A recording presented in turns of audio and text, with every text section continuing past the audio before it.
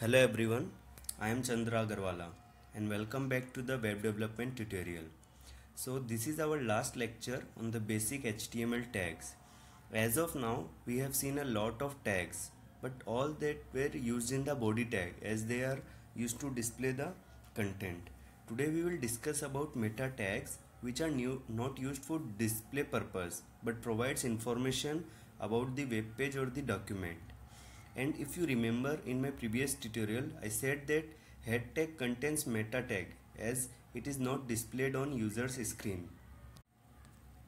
So this is our today's content. First we will discuss HTML meta tags, then I will clear some ambiguities, and then we will again revisit the attributes. So after meta tags it's kind of like revision and clearing some confusions. So to start with, let's discuss about meta tags. So what is meta tags?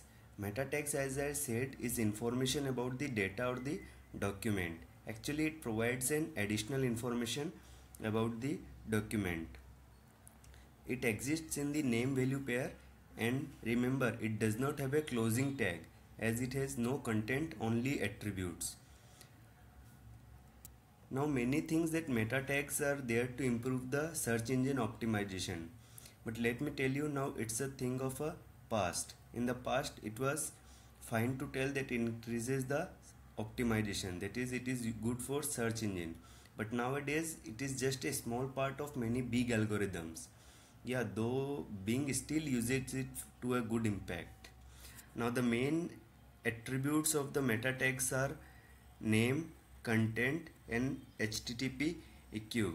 Now let's see. So these are the meta tags. The first one is the keywords. Now this is what the keywords, that means what your web page is about. It's like our this web page is about meta tags and it is related to HTML, so HTML meta tags. Then is your description, that is this is about HTML meta tags tutorial. Now this description is seen whenever someone searches something, then this will be showed in the description part. Then we have a revised, and all these are the values for the name attribute. Then we have revised content, that means, and this is the date, that means when the document was revised. Now it is used to display the latest content by the browsers. Then we have HTTP equivalent, which check refresh as the value and 30. Now this is in seconds. This tell the browser to refresh this page every 30 seconds. Then we can add one more attribute, URL. What does this does is after 5 seconds on this page it will be redirected to this URL, so it is used for redirecting. Then we have a cookie. Actually we will discuss cookie in the backend development, but just for your information, what it does, it saves the name value pair in your browser cookies. Like for this web page, user ID will be stored and it has an expiry. If we do not mention the expiry date, then it will expire as soon as the user closes the browser. Then we have author. Here you can mention the author of the web page or your website. Then we have viewport. We will discuss about viewport in responsive design, but what it does is it is such that it scales your website for all the screen width and height, like for mobile devices, for tablets and all that. So these are the meta tags. Now let's revise some previous things. First we will talk about empty tags. So these are the tags which do not have any content and so do not require any closing tag. Like we have seen break tag, that is BR tag, HR tag for the horizontal line, and just now we have seen the meta tags. Then we have then you might notice that some code have the BR while some uses the BR slash, but it does not make any difference. Actually this is called self closing tag, but BR slash is for XHTML, so you are free to use any of these tags. Same goes for the HR tag. Then we have bold or strong. In previous session also I mentioned that bold or strong has different meanings. Actually bold or italics is used for the styling only, while strong and emphasis are have some semantics, that means they have some meaning. So if you are, if your content have only bold text, then you can use the bold tag. But if your content emphasizes something, then you must use strong tag, because strong and em tags are for the screen readers. Actually it is for the visually impaired persons. Then we have the block and inline elements. So we have seen that some HTML tags create block elements while other creates the inline elements. Whenever block elements are created, they start on a new line, but inline elements continue on the same line unless break tag is used. So examples of some block elements are paragraph tag, div tag, heading tags, and inline are your span tag, bold tag, strong tag. And remember, block and inline are convertible, that means you can convert block to inline and inline to block, that we will see in the CSS. Now we have div versus paragraph. Now many have confusion when to use which one. This will get clear in the CSS, but at the later part of this tutorial I will show you some demonstration. Then we have HTML forms method. While discussing HTML forms, we have seen that your form have three attributes. Out of this, one was your method, and your method can be either get or post.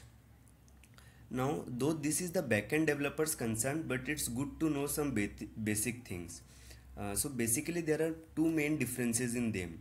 First is that get is not secured and post is secured, because all the form data that is sent via get are visible on address bar, which means they are sent as a part of URL, and so data is saved in the browser history and server logs in plain text, while this is not so in the case of post method. So for example, suppose your form contains some sensitive information like password or card numbers, then it's not good to use the get and expose them. And then the other different is the limitation of the characters. As I said, that get sends the data in URL, so it must have some limitations on the number of characters, which varies with respect to your browser and web server. So remember, whenever you want to use post method, you will have to mention it explicitly, because by default the method is used as get. Then we have attributes, which I will discuss it, and apart from that we have entities. In entities, if you remember, it was for special characters and some reserved characters. And remember not to use the entity names, instead use the number code, because many browsers do not support the entity names.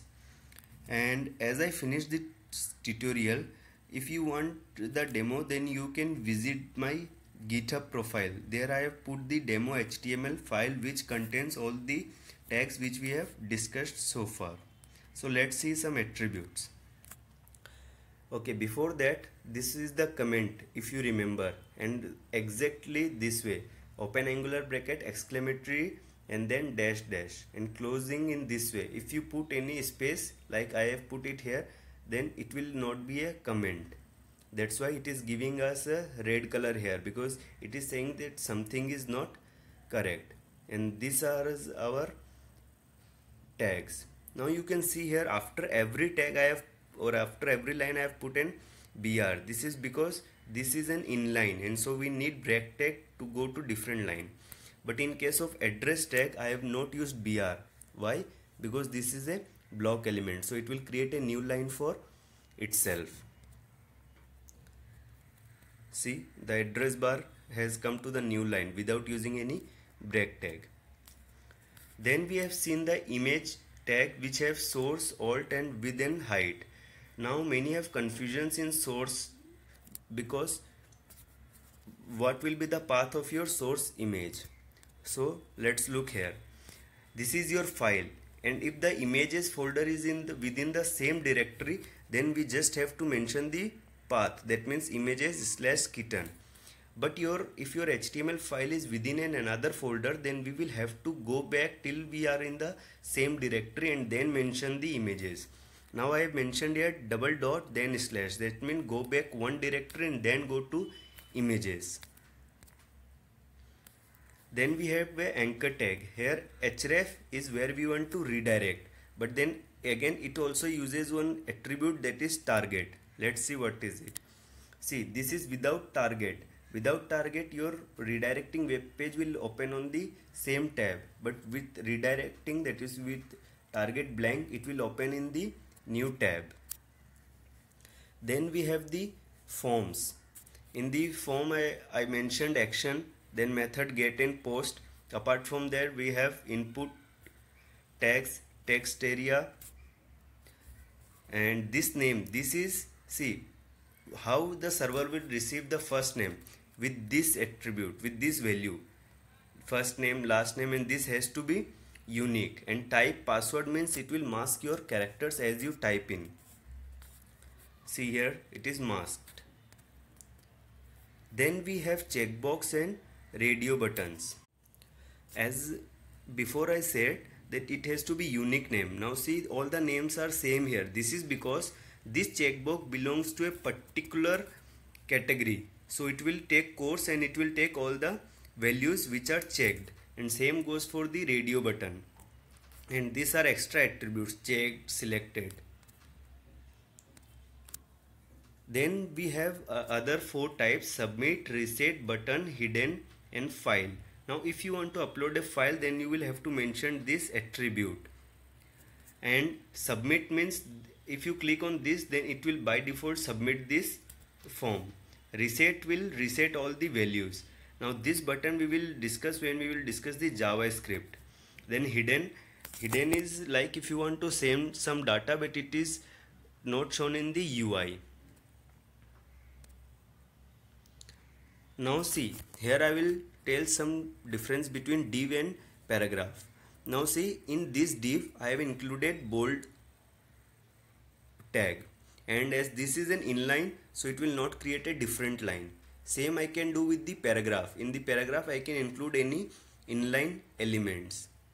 Now you see, in a div which is itself is a block, I have included a paragraph which is also a block, so this is valid. And in this div I have included h5 which is also a block, so this other block line will move to another line, and in this case also this will move to another line. But now if I use block element within a paragraph, then it is not correct. See, that's why we got the red color here. That means this is not correct. So let's see the output.